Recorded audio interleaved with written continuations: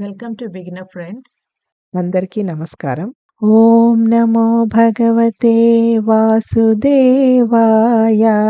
ఓం నమో భగవతే వాసుదేవాయ. భగవద్గీత పారాయణలో ఈరోజు 3వ అధ్యాయము కర్మయోగము. 13వ శ్లోకం. యజ్ఞశిష్టాసినః సంతో ముచ్యంతే సర్వకిల్బిషై భుంజతే తే త్వఘం పాపా ఏ పచంత్యాత్మకారణాత్.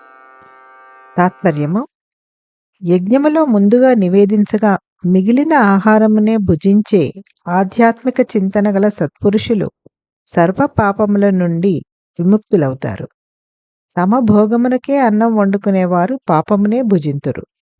మన సాంప్రదాయంలో అన్నమును భగవంతుని నివేదన కోసమే అన్న దృక్పథంతోనే వండేవారు.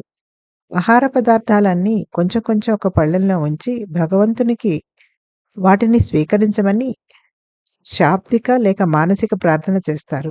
అలా నైవేద్యం చేసిన తరువాత ఆ పళ్ళెంలో ఉన్న ఆహారం ప్రసాదంగా పరిగణించబడుతుంది.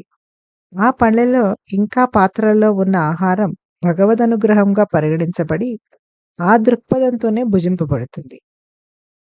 ముందుగా భగవంతునికి నైవేద్యం చేయబడిన ప్రసాదం తినడం మనలను పాపముల నుండి విముక్తి చేస్తుంది.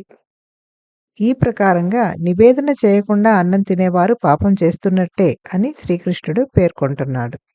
Meaning of the shloka is: the spiritually minded who eat food that is first offered in sacrifice are released from all kinds of sin. Others who cook food for their own enjoyment only eat sin. As per our tradition, food is cooked with the consciousness that the meal is for the pleasure of God.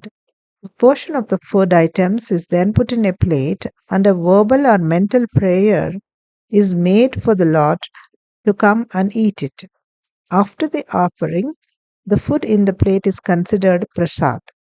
All the food in the plate and the pots is then accepted as God's grace and eaten in that consciousness. Sri Krishna states in this verse that eating prasad, that is food that is offered as sacrifice to God, releases one from sin, while those who eat food without offering to God commit sin. Om Namo Bhagavate Vasudevaya.